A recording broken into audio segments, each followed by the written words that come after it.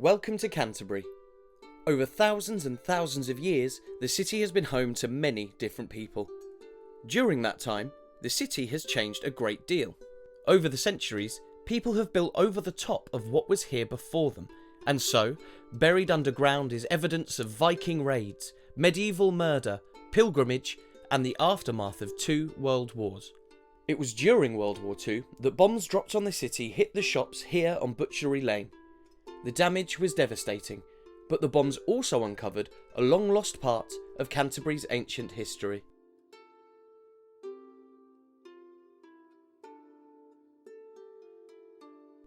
As you descend the steps of Canterbury Roman Museum, you travel back through 2,000 years to the time of Roman Canterbury. It was here that archaeologists discovered the remains of a very large Roman townhouse. Several excavations revealed that the site had a long history and underwent several changes. First, it was a timber structure in the period just before the Romans came to Britain in AD 43. Around 150 years later, an extensive 2-storey house had been built around a square courtyard. The site would have stretched into the surrounding area. Not everything remains, but part of the house is preserved here at the museum. This area of the house is known as the hypocaust. A hypocaust is what the Romans called it. Can you say hypocaust? Do you know what language the Romans spoke? Italian, Latin, Greek. You might know that Rome in Italy was the centre of the Roman Empire, but the Romans spoke a much older language than Italian. They spoke Latin. Let's find out what a hypocaust actually is. The floor of this room would have rested on the stacks of tiles that you can still see in place here today.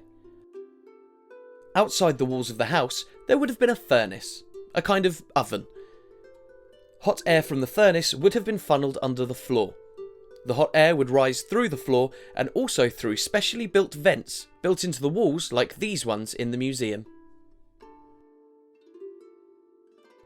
This is something we think of as very modern, but it was actually developed by the Romans almost 2,000 years ago.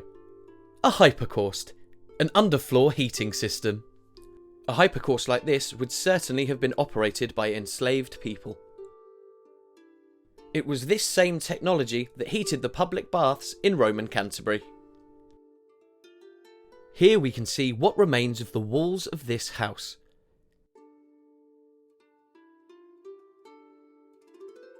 Can you tell what materials the walls are made from? What is holding it all together? If you said that the rocks or stones in the walls were held together with cement, you were right. The Romans didn't invent cement, but they developed an extremely strong kind of cement, and they applied this way of constructing buildings throughout the Roman Empire. This is one reason why so many ancient Roman sites still exist today.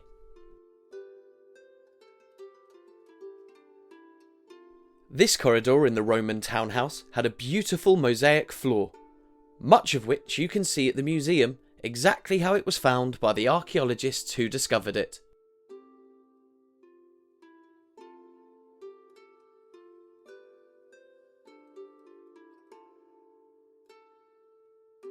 Do you know what a mosaic is?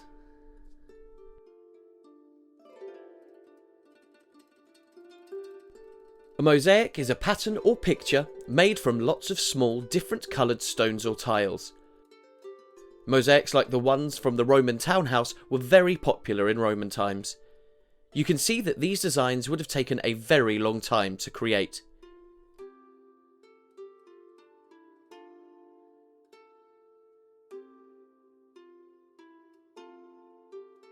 This mosaic corridor led to what would have been private baths.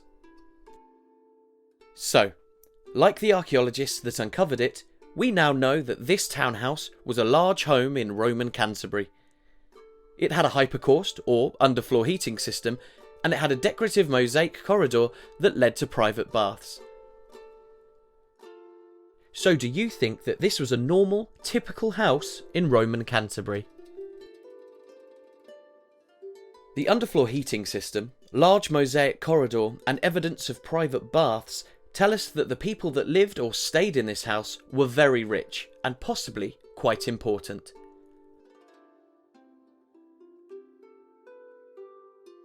Most houses in Roman Canterbury would have had dirt floors instead of mosaics, and they certainly wouldn't have had underfloor heating. The floor would have originally been flat. The undulating surface that you see today has been caused by earth movements over the centuries. Let's think more about what the house would have looked like in Roman times, and about the lives of the people that lived here almost 2,000 years ago. These pieces of painted wall plaster give us an idea of what the inside of this house would have looked like. People in Roman Canterbury that had enough money would decorate the walls of their homes with plaster, which was often beautifully painted, like these examples from the museum.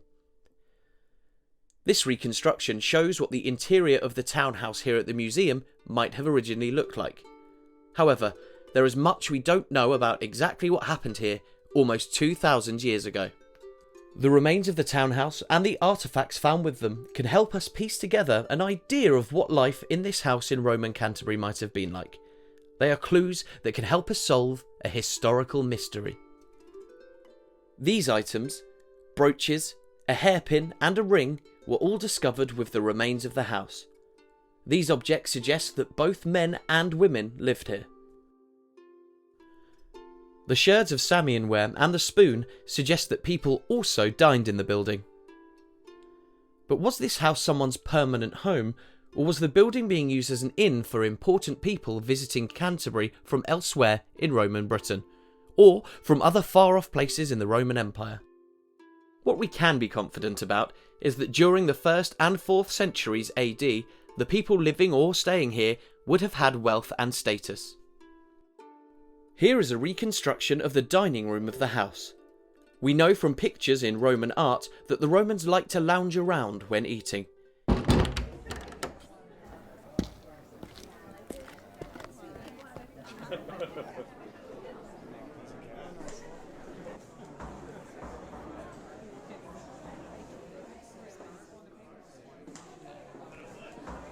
The wealthy people that lived in this house could well have enjoyed a varied diet, including bread sweetened with honey, various meat, fish and seafood, as well as a variety of fruit and vegetables.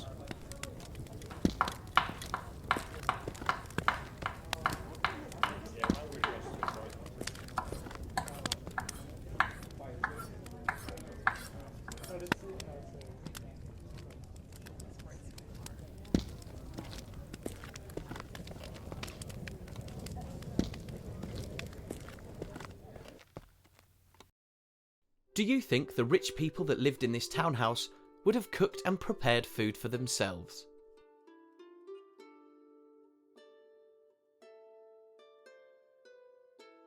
The people that lived in this house probably wouldn't have prepared their food themselves. Likely they would have owned enslaved people who did the work for them.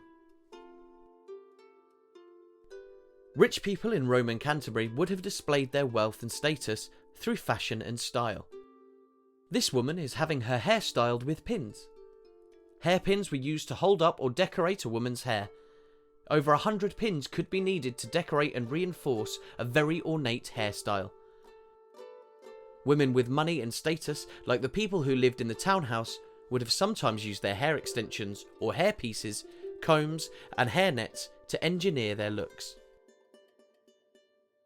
However, most women in Roman Canterbury would probably have used just 1 or 2 hairpins to keep their hair in a simple bun at the back of the head.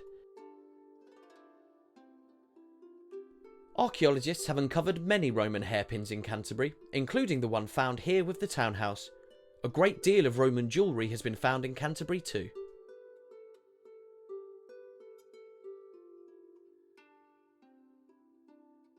Rich women in Roman Canterbury would have worn more jewellery than the men, but both genders wore rings and decorative brooches.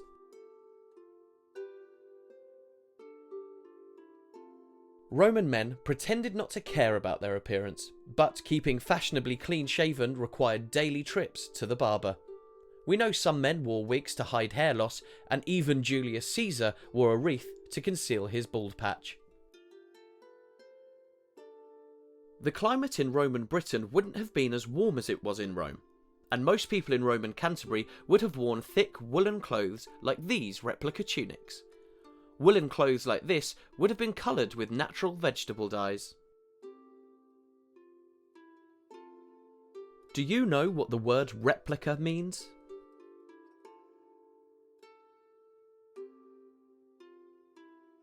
A replica is a copy of an artefact.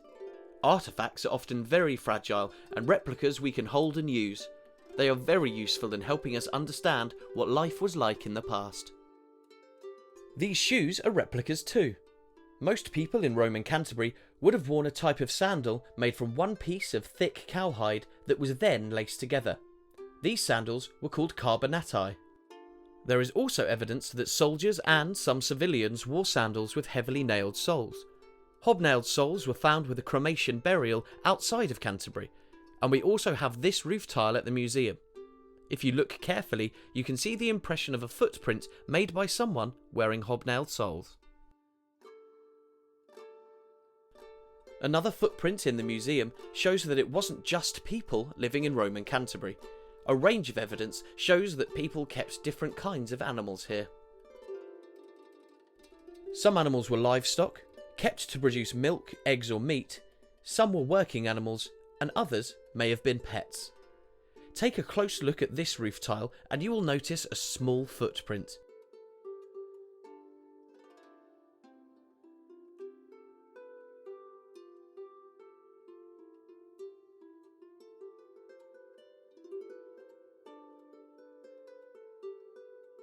What kind of animal do you think left these footprints?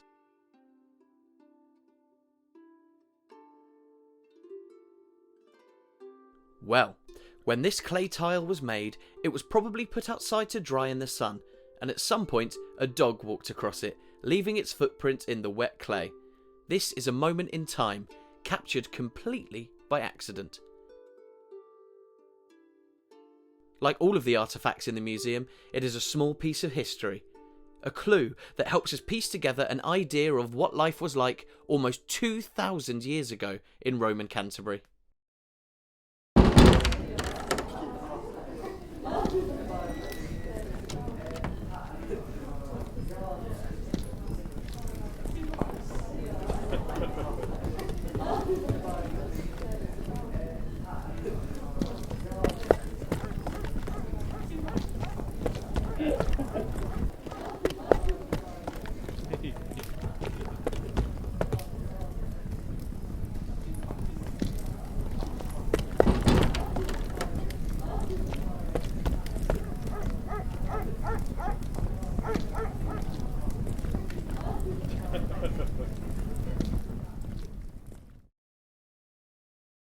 If you have enjoyed travelling back to Roman Canterbury, why not visit the museum or book one of our popular learning workshops?